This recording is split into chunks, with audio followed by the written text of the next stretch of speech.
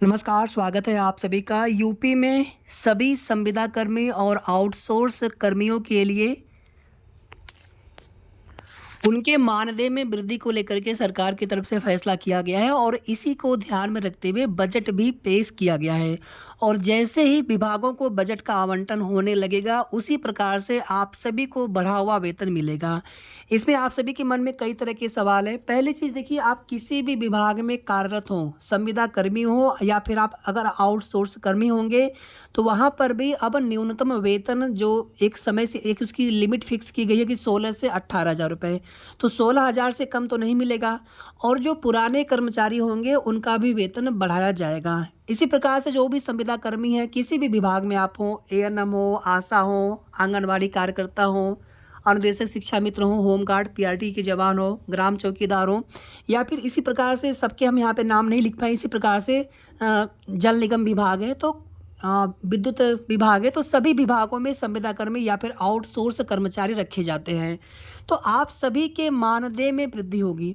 यहाँ पर देखिए, एक पॉलिसी सरकार की तरफ से ज़रूर बननी चाहिए। अस्थाई तो नहीं करेंगे, ये तो सभी को पता है कि अस्थाई करना पॉसिबल नहीं होगा, लेकिन एक जो चीज़ें हो सकती है, हालाँकि होने को तो सब कुछ हो सकता है। अगर सरकार चाहे कि सरकार के पास बजट की कमी नहीं होती है, और जो भी कर्मचारी हैं, चाहे संविदा कर्मी हो, आउटसोर्स कर्मी हो, तो क्या अस्थाई कर्मचारियों से कम कार्य करते हैं आप लोग? बल्कि उनसे उनके बराबर ही आप लोग भी कार्य करते हैं। तो जिस प्रकार से उन्हें सारी सुविधाएँ मिलती हैं, उसी प्रकार से आप सभी को भी सारी सुविधाएँ मिलनी चाहिए।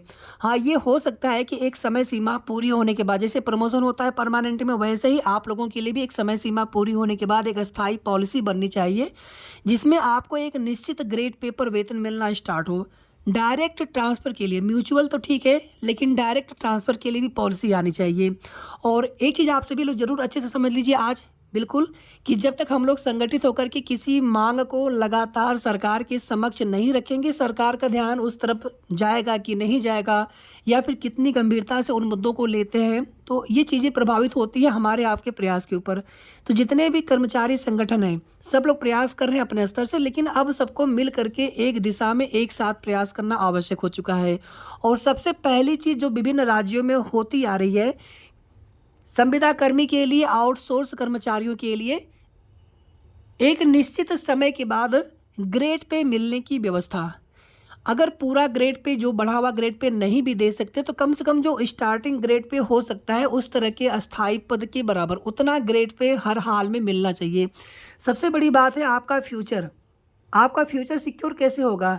अभी मान लीजिए 5 लाख रुपए का उन्होंने चिकित्सा बीमा कर दिया, उससे फ्यूचर सिक्योर थोड़ी होगा। वो तो केवल चिकित्सा बीमा है, लेकिन कोई ग्रेच्युटी, कोई पेंशन आदि कुछ तो है नहीं। तो कम से कम पीएफ भले कटता हो एनपीएस की तरह, लेकिन एनपीएस भी स्वीकार्य नहीं है। एनपीएस की जगह पर यूपीएस, वो भी स्वीकार्य नहीं है। अब सीधे-सीधे ओपीएस की माँग चल रही है, जो परमानेंट कर्मचारी है, और आप लोगों को तो इनमें से कुछ भी नहीं मिलता है।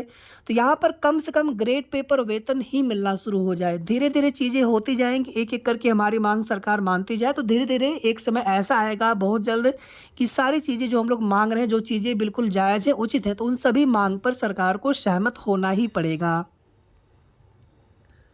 आप सबको कोई भी अलाउंसेस नहीं मिलते हैं, जैसे महँगाई भत्ता मिलता है, जो सरकारी कर्मचारी हैं, चाहे राज्य या फिर केंद्रीय कर्मचारी हों, लेकिन आप लोगों को कोई भी भत्ता नहीं मिलता। ग्रेड पे का मतलब है कि एक बेसिक पे आपका बन जाएगा, और बेसिक पे का मतलब होता है कि उतने से कम आपको सरकार वेतन नहीं दे सकती है। ये व्यवस्था संविदा कर्मियों के लिए कुछ राज्यों में लागू की गई है, तो उत्तर प्रदेश में भी लागू की जा सकती है। यहाँ पर हम लोग बात उत्तर प्रदेश की कर रहे थे। आप सबको भी महँगाई भत्ता मिलना चाहिए, परमानेंट करें या ना करें, लेकिन जो सुविधाएँ अन्य कर्मचारियों को मिलती हैं, उसी प्रकार से आपको भी एक ग्रेड, निश्चित ग्रेड पे एक महँगाई भत्ता, ये सभी सुविधाएँ भी आप सभी को मिलना ही चाहिए।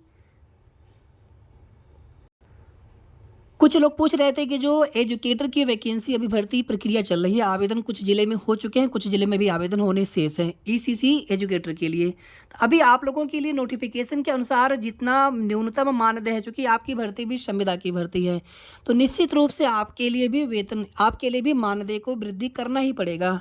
अभी नोटिफिकेशन के हिसाब से जितना आपका मानदेय बनने वाला है, तो आपके विभाग के लिए भी जैसे ही धनराशि आवंटित होगी बजट में, उसके चूँकि अभी बिल्कुल सेपरेटली जो बजट भी प्रावधान हुआ है, तो उसमें अलग-अलग सभी विभागों के लिए कितना आवंटन आप सभी के लिए अलग से मानदेय में वृद्धि को लेकर के, ये चीज़ें जैसे ही क्लियर होंगी तो आप सभी को उसकी भी जानकारी मिल जाएगी। लेकिन एक समय के बाद निश्चित रूप से आप सभी का मानदेय बढ़ेगा, चाहे पुराने कर्मचारी हों, जितना आपको अभी मिलता है, और मानदेय में वृद्धि के बाद जिस तरह से आप लोगों के इंक्रीमेंट होते हैं जितने समय सीमा के बाद, उसी प्रकार से आज के जो नए मानदेय होंगे उसके अनुसार आपकी जो भी वृद्धि के बाद जो नया मानदेय बनेगा, आपका भी मानदेय बढ़ाया जाएगा। ऐसा नहीं कि अगर आपका नहीं बढ़ेगा तो फिर जो नए वाले होंगे फिर उनका भी मानदेय आपके बराबर, फिर पुराने नए में मतलब क्या रह जाएगा। तो कुछ चीज़ें बिल्कुल क्लियर सी होती हैं, आप लोग परेशान मत हुआ करिए। वृद्धि सभी के मानदेय में होगा, ये बिल्कुल 100% तय हो चुका है। और यही नहीं, आप लोग तो सिर्फ इतना देखते हैं, और ऐसे बहुत सारे सरकारी या अर्ध सरकारी जो कह सकते हैं कि एक होता है कि जहाँ पे सरकार डायरेक्टली इन्वॉल्व होती है, एक होता है कि किसी के थ्रू सरकार वहाँ किसी के थ्रू वहाँ पे रिक्रूटमेंट प्रोसेस होती है, लेकिन वहाँ पर केवल सरकारी एक मॉनिटरिंग की जाती है, तो सभी के लिए सबको बेनिफिट मिलेगा उसका। यहाँ पर भी आप सभी देख सकते हैं, ये आज के डेली न्यूज पेपर के माध्यम से खबर दी गई थी कि राज्य सरकार के विभिन्न विभागों में आउटसोर्स कर्मियों का वेतन बढ़ाने पर मुख्यमंत्री का आभार जताया। प्रदेश प्रभारी ने कहा कि मानदेय को 22,000 रुपये और कुछ और पदों के लिए कम से कम 25,000 रुपये मानदेय की मांग की गई है। कैशलेस चिकित्सा की सुविधा की भी मांग की गई है। धीरे धीरे ये सभी मांग सरकार स्वीकार करेंगे। अभी आप सभी जानते हैं कि सरकारी कर्मचारियों के लिए वहाँ पे, या फिर ऐसे आप समझ लीजिए कि 1,00,000 रुपये तक कोई टैक्स नहीं है। सरकारी कर्मचारियों का चलिए वेतन उतना वृद्धि हो सकता है, वहाँ तक पहुँच सकता है। अगर 8वां वेतन आयोग लग गया तो मिनिमम वेतन भी उनका 50-60 हज़ार रुपये पहुँच जाएगा। लेकिन जो संविदा कर्मी है, आउटसोर्स कर्मी है, उनके लिए क्या होगा? उनके वेतन कैसे वृद्धि होंगे? यानी कि टैक्स के दायरे तक पहुँचना तो बहुत दूर की बात है। एक कम से कम आज की महंगाई के हिसाब से एक वेतन मानदेय आप सभी को मिलना चाहिए। तो देखिए, बस हमारा एक ही यहाँ पर प्रयास आप सभी के लिए निरंतर ये लगा रहेगा कि सभी कर्मचारी संगठन, सभी यूनियन, सभी लोग जितने भी कर्मचारी हैं, सबको मिल करके एक साथ संगठित होकर के हमें धीरे धीरे अपनी मांग को सरकार के समक्ष पहुंचाते रहना है, और धीरे धीरे हमारे सभी मांगे गवर्नमेंट निश्चित रूप से सहमत होंगे, हमें पूरा विश्वास है। रेलवे की तरफ से जो ग्रुप डी का विज्ञापन जारी किया गया था, अगर आप में से किसी को भी फॉर्म भरना हो, अगर आप फॉर्म न भर पाए हो तो आप फॉर्म जरूर भर दीजिएगा। 1 मार्च लास्ट डेट है। 18 वर्ष से लेकर के 36 वर्ष उम्र की सीमा है। आप लोग सरकारी जो भी रिक्तियाँ आती हैं, जहाँ पर भी आप एलिजिबल होते हैं या फिर हो सकते हैं, तो उनके लिए प्लीज़ आप कोशिश करना मत छोड़ा करिए, कोशिश करते रहा करिए। यहाँ पर भी आप सभी देखेंगे, बजट में मानदेय बढ़ोतरी के फैसले से कर्मियों में राहत की आस जगी। और आप देखेंगे समायोजन की मांग भी लगातार चल रही है। समायोजन या फिर एक ग्रेड पे आप सभी के लिए निश्चित होना चाहिए, उसके लिए पॉलिसी बने। ट्रांसफ़र को लेकर के डायरेक्ट पॉलिसी बने, सभी का, आप सभी का भविष्य सुरक्षित हो, तो ये मांग लगातार चलती रहेगी। तो एक न समय ऐसा ज़रूर आएगा कि आप सभी के इन सभी मांगों पर सरकार सहमत होते हुए दिखेंगे।